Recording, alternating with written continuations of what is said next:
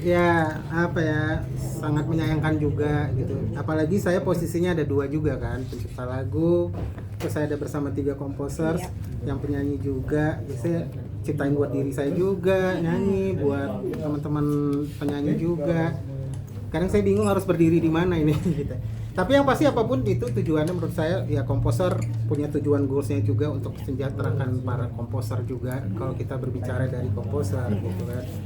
Tapi nggak ada salahnya juga penyanyi juga menghargai para komposernya juga gitu sih, lebih ke situ aja sih. Jadi saya yang manapun selama itu untuk kebaikan sih saya. Tapi kan ada dua sisi nih. Ada yang silakan bernyanyi tanpa melakukan izin sepuas hati. Ada Betul. yang Ada yang izin, harus bayar izin ya. Ini gimana nih? Ya gimana ya ya mungkin dari teman-teman yang ada bergabung juga di komposer itu, yaitu asosiasi komposer seluruh Indonesia, yaitu AKSI, itu kan juga kita memperjuangkan bahwa teman-teman yang nantinya juga bernyanyi secara off air jangan lupa juga untuk mengingat juga para komposernya. Walaupun mungkin saya belum tahu regulasi, tapi setahu saya itu adalah yang membayarkan itu adalah pihak IU-nya kan, bukan si artisnya sih.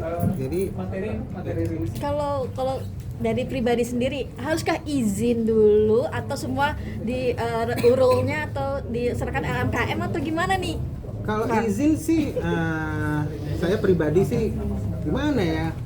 Aduh, saya juga bingung sih, saya belum menentukan ini. Tapi yang pasti saya memang orangnya ya selagi saya itu tidak menitik beratkan. Contoh nih, saya buat lagu untuk Jirayut ya, single dia terakhir. Pas rekaman saya memang nggak kenal Jirayut dan saya memang belum tahu siapa Jirayut sebelumnya. Tapi ketika pihak label yang meminta lagu sama saya untuk dibuatkan untuk lagu Jirayut, ya udah saya tinggal buat aja. Which is abis itu dia rekaman, saya nggak tahu dia sama siapa rekamannya, yang musiknya sama siapa. Pertanggung jawab saya adalah membuat lagu dan saya nggak tahu belum pernah kenalan. Nah, akhirnya saya ketemu Jirayut itu ketika Jirayut nge-MC ulang tahunnya Abang L. Gitu, anaknya Lesti sama Bilar. Ya udah saya ya kayak biasa aja. Jirayut, saya Tengku Syafiq gitu yang buat. Oh ya mau dikit. Mas Syafiq gitu. Ya jadi maksudnya saya ya gitulah ya, maksudnya kita juga sebagai komposer jangan terlalu ego juga untuk berkenalan sama penyanyi gitu, karena mungkin waktunya juga kan, waktu dia rekaman saya nggak bisa ataupun ini. Jadi saya sih nggak ada masalah lah ya kalau umpamanya lagu saya pun dibawakan. Tapi mungkin ya kalau emang terlalu berlebihan ya mungkin ada tindakan hukum atau Tapi apa. kalaupun off air kan, apakah penyanyinya harus memberitahukan ke pencipta izin? Bahwa izin ya. nih ya. Ya itu tadi, kadang kita tuh belum juga terlalu kenal sama penyanyinya juga, seperti itu kan gitu, karena label apalagi pencipta lagu itu punya yang namanya publishing. Jadi dia tinggal bisa minta ke publishing gitu, ada lagunya Tengku Syafiq, nanti publishing ke saya tinggal bilang tolong buatin lagu untuk penyanyi si A, artis si A ya gitu. Jadi kalau pemain sampai ini akhirnya saya tidak berkenalan juga gitu ya. Ya mungkin gimana juga tiba-tiba saya somasi itu orang kan, ataupun saya ini kan nggak mungkin juga ya menurut saya gitu. Tapi kan baik lagi itu pendapat masing-masing ya, semua orang punya ya pendapat dan maunya sendiri. Sedih nggak sih Bang? Artinya menyayangkan.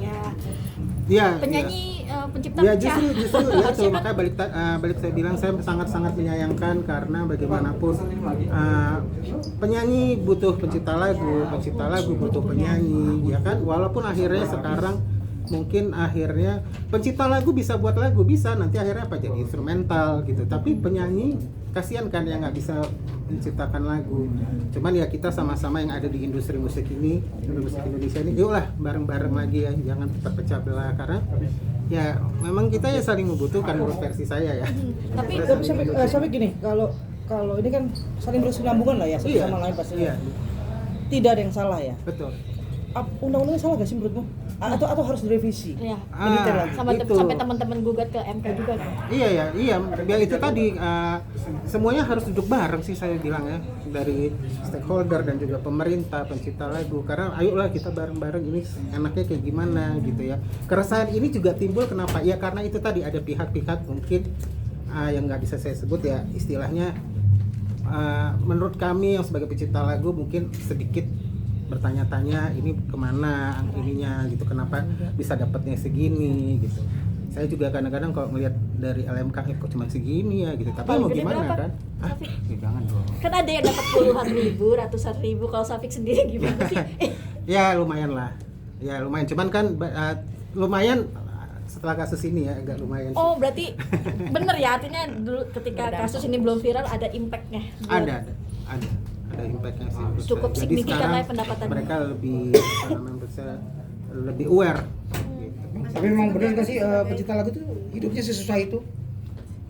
Iya, sesusah itu ya balik lagi ya gitu. Karena mungkin ya pencipta lagu kan bukan yang sebuah maksudnya dia bekerja yang ada bulanannya gitu kan. Ada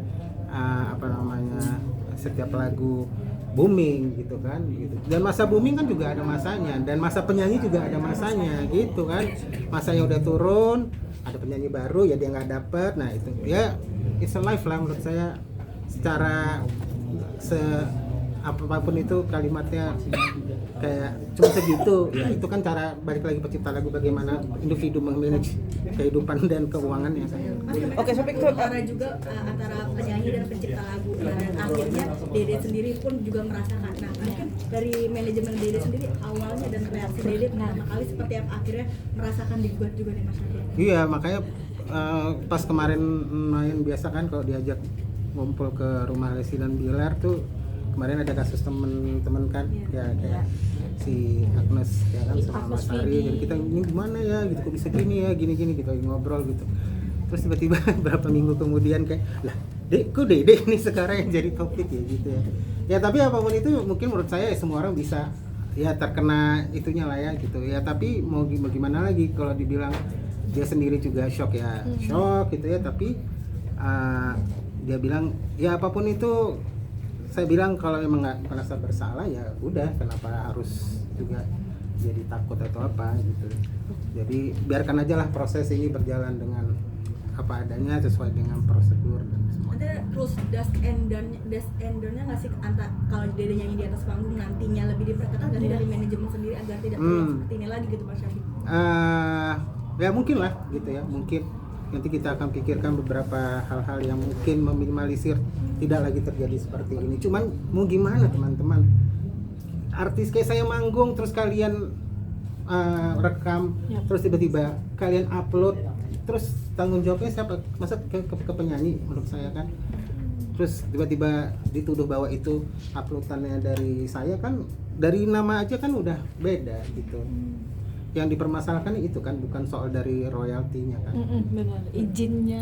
Iya, sementara kita diundang juga ibaratnya gitu kan. Mungkin Dede diundang di suatu acara yang dia nyanyikan lagu itu, terus orang lain yang upload, tapi disalahkan ke ini. Oke, Syafiq, tidak mencari salah dan benar, tidak mencari Kayak salah lagu saya salah. salah benar. Ya betul. Tidak mencari itu ya. Betul. Oke. Kamu adalah orang di tengah-tengah. Pencipta, penyanyi. Ya. Orang di tengah-tengah kenal ini, kenal ini. Iya itu, saya nggak enak banget itu. Nah, langkahmu untuk kedua orang ini bertabayun seperti apa? Yang mana nih kasusnya? Lesti dengan Om Yoni. Om Yoni. Oh ya, ya jujur saya sangat menghormati Om Yoni, tapi secara ini saya belum pernah bertemu juga. Person ya. Nah, person tuh nggak pernah ketemu. Jadi nanti itu kan juga masalah ini kan bukan hanya dari manajemen saja yang akan bertindak kan, sudah ada kuasa hukum, jadi juga ada mengkuasakan semuanya ke kuasa hukum. Jadi biar kuasa hukum sendiri yang dari pihak kuasa hukum yang menjebatani atau apapun itu langkah-langkahnya. Untukmu sendiri sebagai pencipta lagu, sebagai apa sih yang paling utama yang pengen kamu ubah dari ini semua supaya nggak lagi terjadi seperti ini gitu loh? Aduh, sistem sih. Sistem yang benar gitu ya, itu penting karena semua menurut saya sendiri aja bekerja aja punya sistem sendiri ya kan. Saya harus buat lagu, saya harus workshop sama penyanyinya kapan, saya harus ini, semuanya ada sistemnya. Jadi itu yang perlu, sistemnya dan regulasinya yang benar gitu, dan memang benar gitu. Ketika memang CEO memang memberikan fee yang dimintakan itu ya memang benar gitu. Itu aja sih. Semuanya kan pengen sejahtera juga kan. Tapi paling tidak dengan ada kisruh ini sedikit belajar dan bukan sekedar keuntungan, sebenarnya hakmu terpenuhi lah ya. Iya. Sekarang jadi udah mulai naik ya.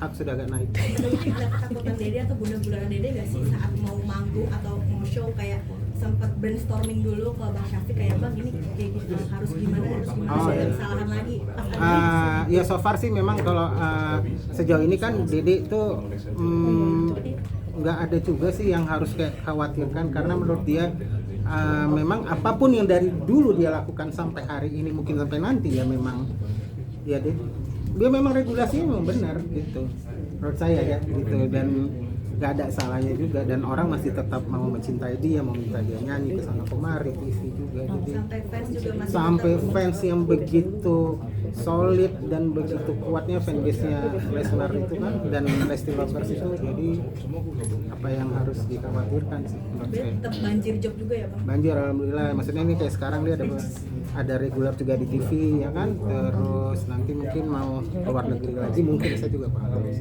Bang, apa mungkin Dede jadi nggak akan bawain lagu orang lagi Bang, atau gimana? Kemungkinan.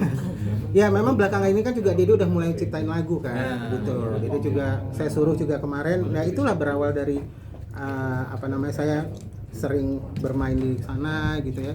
Bilar juga sudah buat lagu seperti Angin itu kalau nggak salah tuh, atau lagu yang baru juga saya nggak tahu nih, ada ciptaan Dede juga gitu. Karena menurut saya memang penting sih gitu, penyanyi juga perlu mengasah keterampilan gitu ya kan. Andai kata ada IU, ada penyelenggara minta bawain lagu Lesti, apa yang akan dilakukan Lesti Bang? Apakah izin dulu atau gimana? Ya itu kalau saya kurang tahu ya, karena memang kebanyakan sekarang memang menurut saya Dede itu lebih banyak di TV kan, karena memang apalagi dia baru punya anak yang masih harus fokus karena masih bayi gitu ya, jadi kalau harus dibawa ke sana kemari akan repot, jadi dia mungkin banyak ambil job-jobnya itu ya di dalam kota terutama sih. Oke, terima kasih. Thank you Syafiq.